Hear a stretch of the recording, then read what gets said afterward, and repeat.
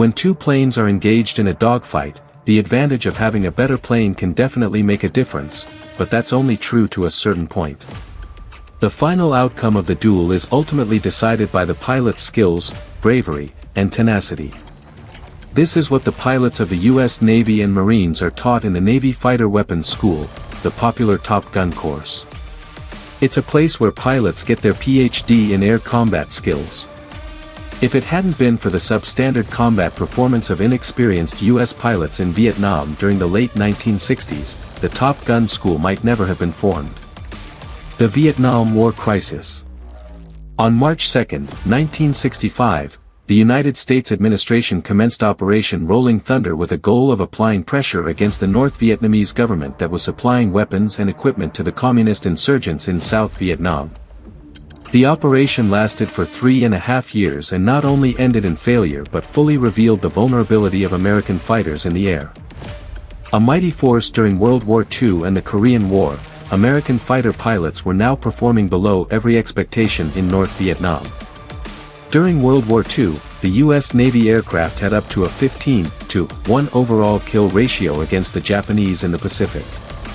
In the Korean War, where the Navy's Sabre fighters were pitted against the enemy MiG-15s, their kill ratio was somewhere between 7 and 14-to-1.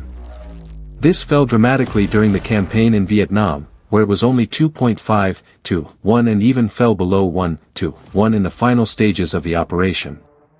This poor kill ratio was disconcerting for Navy commanders, especially as their pilots were flying far superior planes than their adversaries, namely F-4 Phantoms and F-8 Crusaders against the enemy's obsolete subsonic MiG-17s and MiG-21s.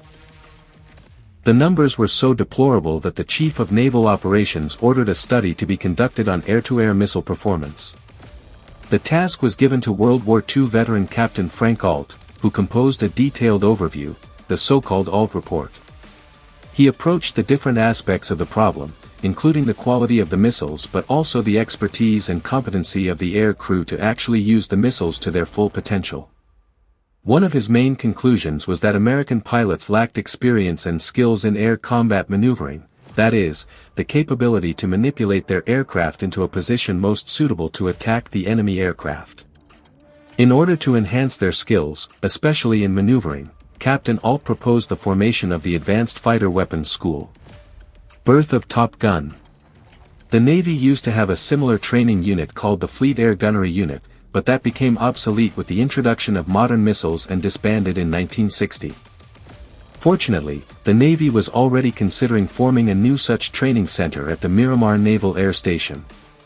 The Miramar base was the home of the Pacific Fleet Fighter Squadron and was popularly known as Fighter Town, since the majority of the Navy fighters were stationed there. After only 2 months of the Ault Report's conclusion, the school started on March 3, 1969, at Miramar. At first, the school was organized within the VF-121, the Pacemakers Training Squadron for F-4s for the Pacific Fleet. The task of forming the school was given to Lieutenant Commander Dan Peterson, who, along with 8 other instructors and 1 intelligence officer, established an office and a classroom in an old trailer. In those early days, the school only survived thanks to the personal efforts of those officers who spent many hours studying tactics, gathering intelligence on enemy aircraft, and practicing dogfights while preparing lessons for the first class of candidates that were arriving that same month. The candidates were picked among the best pilots from each of the Navy and Marines fighter squadrons. In July 1972, 4 years after the program had started, the unit gained standalone status as the United States Navy Fighter Weapons School, or NFWS for short. It was primarily thanks to the effort of the instructors that the school had established itself as synonymous with top-quality training. The results were there to prove it. Once the air campaign continued over North Vietnam in 1972, the overall kill ratio rose to an incredible 13-to-1. Clearly, the performance of the Navy and Marine pilots had increased significantly, and the NFWS was fulfilling its mission, which was not only to create skilled fighter pilots but also ones that would be able to pass on their newfound skills to other pilots once they had returned to their squadrons. Evolution of the school. When the war in Vietnam ended, the NFWS continued to thrive. As the years passed, the experience and capability of the instructors was elevated, and they constantly worked on upgrading the training curriculum. The training also evolved over the following decades along with the development of aerial warfare. In 1986, by which time night air engagements were becoming more widespread, the NFWS added nighttime training missions to the curriculum. A decade later, air-to-ground missile training was added following the increased engagement of pilots in ground target missions. In 1996, the famous Miramar Naval Air Station was transferred over to the Marine Corps, which meant that the Top Gun facility had to move out. The school found a new home at Naval Air Station Fallon in Nevada, where it was incorporated into the Naval Strike and Air Warfare Center, or NSOC for short. Top Gun was anything but a school for rookie pilots. It was not a place where men learned to fly a fighter but where they honed their newly taught skills to perfection. Most of the candidates who were picked for the course were experienced pilots with 500 flying hours on average and at least one 6-month carrier deployment. Candidates were not selected by the school but were chosen by their own squadrons. Sometimes it was on the recommendation of the commanding officer, while in some squadrons, competitions were organized with the Top Gun course being the first prize.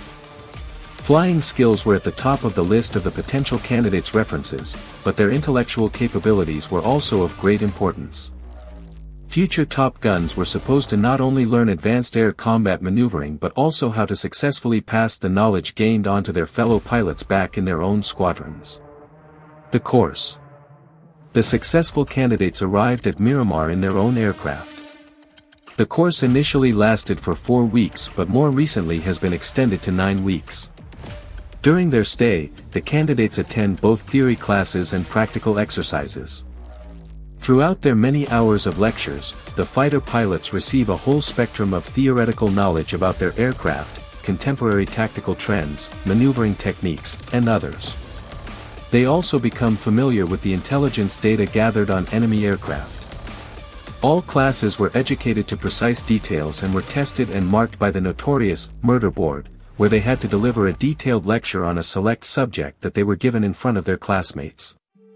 The goal of these lectures was to provide pilots with a full insight into their own and the enemy aircraft's capabilities in the air.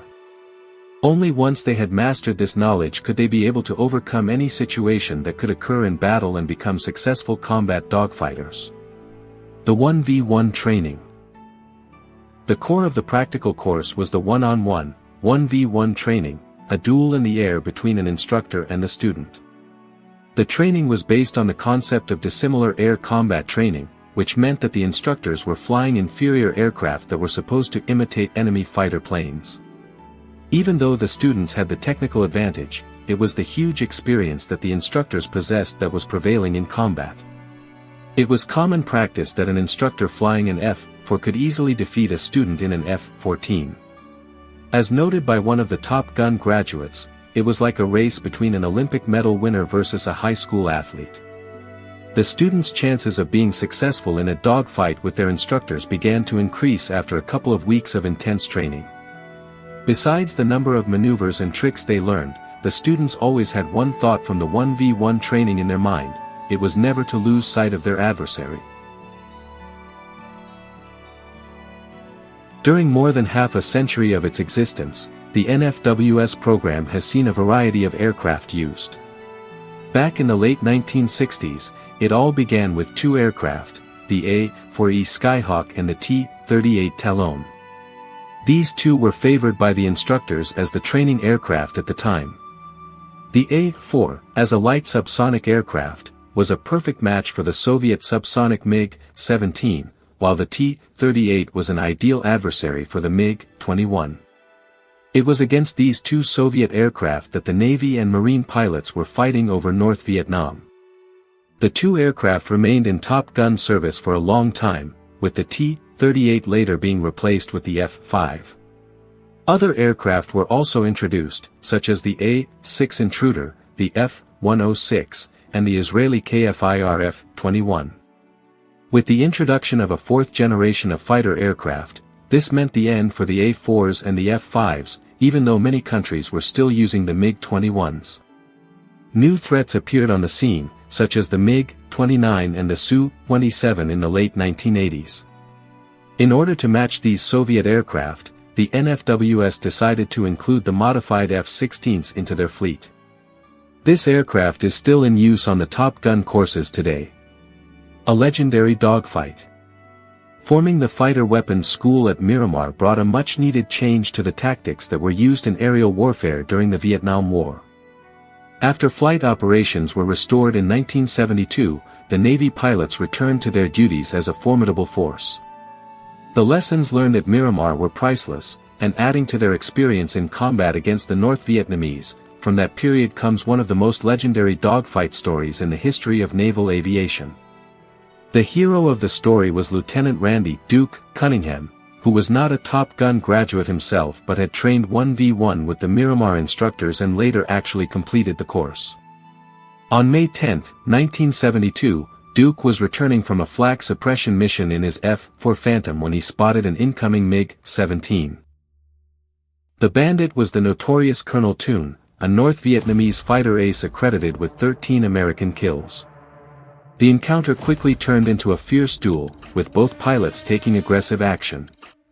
The two aircraft entered into a vertical rolling scissors defensive maneuver, which involves pulling your plane up into a spiral towards the enemy plane, trying to make them overshoot. This results in the two aircraft barrel rolling around each other, trying to gain an advantage over the other. At one point, Toon had the initiative and forced Duke to pull out of the fight in order to negotiate a better offensive position and then return directly to face his enemy. Both planes went into a vertical climb, but then Duke made a skillful maneuver of dragging his throttles to idle and pulling his speed brakes on. His speed decreased almost 150 knots. Toon failed to react to the maneuver and found himself with Duke on his tail. Toon then made a turn towards the ground, hoping that any heat sources down there might disrupt the heat-seeking missile if the F-4 fired one at him. Having the enemy in his sights, Duke fired an AIM-9 Sidewinder at the other plane, and thinking that he had missed his target, he prepared to fire another missile when suddenly the MiG-17 burst into a fireball. Black smoke poured from it. Toon didn't eject. It was the third MiG that Duke had destroyed that day, but on their return flight back to base, his F-4 got hit by a ground-fired SAM missile. Both Duke and his backseat radar intercept officer, William Driscoll, managed to eject safely into the sea, where they were later picked up and rescued. Legacy. For the next 5 decades, maneuvers like this one have been the trademark of Top Gun graduates, making them the best of the best pilots in the world. In 2004, U.S. Navy pilot Becky Calder became the first female pilot to get selected for the Navy's Fighter Weapons School and, after graduating, went on to have a successful career as a pilot until her retirement. The Top Gun School continues to produce the world's finest fighter pilots, ensuring that when American aviators enter combat, they do so with skills, knowledge, and confidence that can make the difference between victory and defeat. The lessons learned in those trailers at Miramar in 1969 continue to save lives and win battles decades later.